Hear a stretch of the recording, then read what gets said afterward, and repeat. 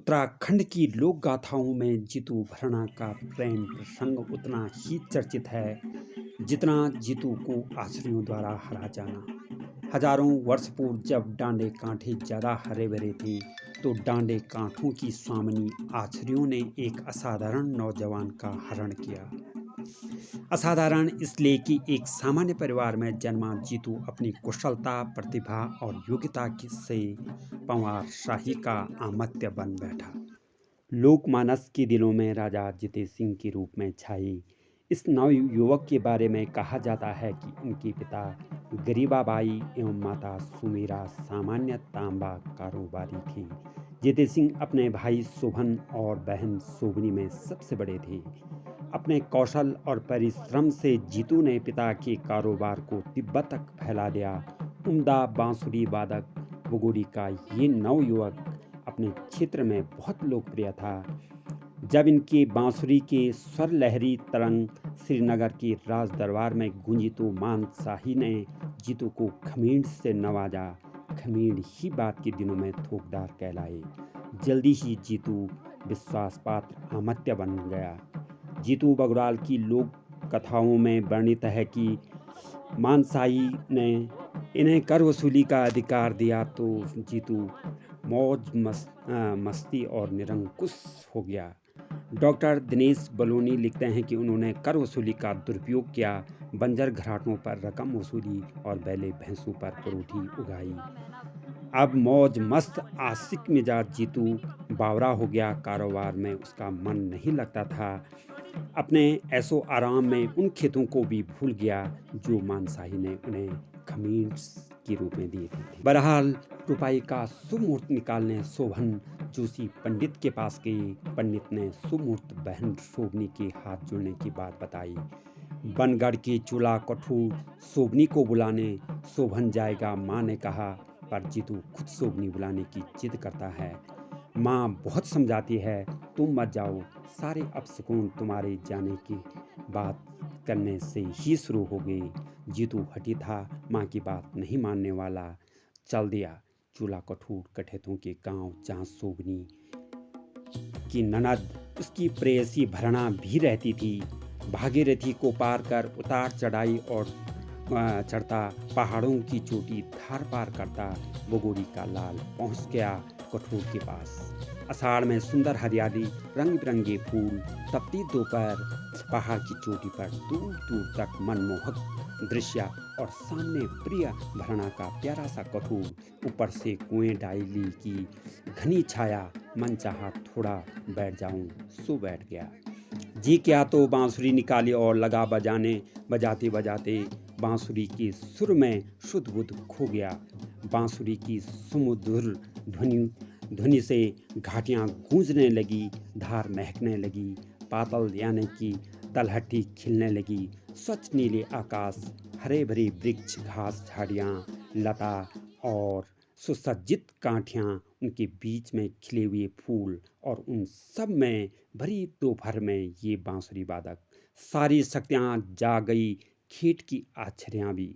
बांसुरी के तानों में खोए जीतू को घुंघरू की आवाज़ ने चौंका दिया। उसे भरना आने का भ्रम हुआ, लेकिन खुद को नौ युवतियों से घिरा देखा तो माँ की याद आ गई, जिसने आते समय कहा था, ऊंची धार में बांसुरी मत बजाना। जीतू ने बगोड़ी के भैरव को याद किया। भैरव ने उसकी रक्षा की, पर आश्रियाँ उसे साथ ले जाने की जिद में उधर मंडराती रही। जीतू ने हाथ जोड़ी, विनती की, परिवार की दुहाई दी, बंजर पड़ते खेतों की बात बताई। कहा, रुपाई के बाद मैं तुम्हारे साथ चलूँगा। 6 गते आषाढ़ रुपाई शुरू हुई। अंतिम दिन मलारी के खेतों में जीतू अपने बैलों से समा गया।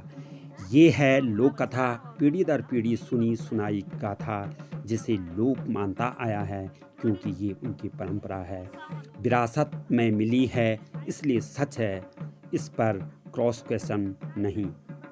ये आस्था और विश्वास का गला घोंटना है। तर्क और तथ्यों के प्रहार से आस्था और विश्वास की नींव नहीं डोलते, पर आस्था और विश्वास के नाम पर तर्क और तथ्यों को दफन भी नहीं करते, वरना ज्ञान विज्ञान की जमी मिथक से फलने फूलने लगती है। यदि ऐतिहासिक विवेचन देखें तो राजा जितेंद्र सिंह मानशाही के योग्य और विश्वसनीय सामंत थे। उन्हें 12 जुला बगोड़ी और 6 जुला मलारी की जमीन उनकी सेवाओं के बदले दी गई। मानशाह ने जितेंद्र सिंह को उत्तरी सीमा यानी कि भोट प्रदेश का फौजदार नियुक्त किया। जितेंद्र सिंह वीर साहसी और संगीतज्ञ था। मानशाही के आमत्य के रूप में अपनी स्थिति मजबूत की। अन्य सामंत उनसे बैर भाव रखते थे। राजमहल में भी जितेंद्र सिंह की धाक थी, इसलिए दरबारी सामंत उनसे जलते थे। ऐसा पहले भी कई बार हुआ। लोधी रिखोला भी षड्यंत्र के शिकार हुए।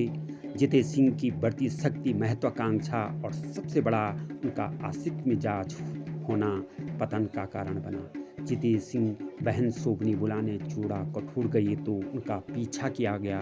जीतू का इंतजार 2 जोड़ी आंखें बेकरारी से कर रही थी। एक थी बहन सोबनी, दूसरी भरणा। भरणा सोबनी की चचेरी ननद थी। सोबनी जीतू भरणा के बीच में आ गई। भरणा एक टक जीतू को देखती रह गई जब तक कि वो आंखों से ओझल न हुआ। अगली सुबह चोरी छुपी जीतू भरणा से मिलने गया। भरणा ने कहा, मेरे लिए क्या लाए हो? जीतू ने चूड़ा और अखरोट भरणा के हाथों थमा दिया। बस तुम तो कहती हो मैं बड़ा भड़ हूँ, मेरे लिए शिकार खेल के लाओ।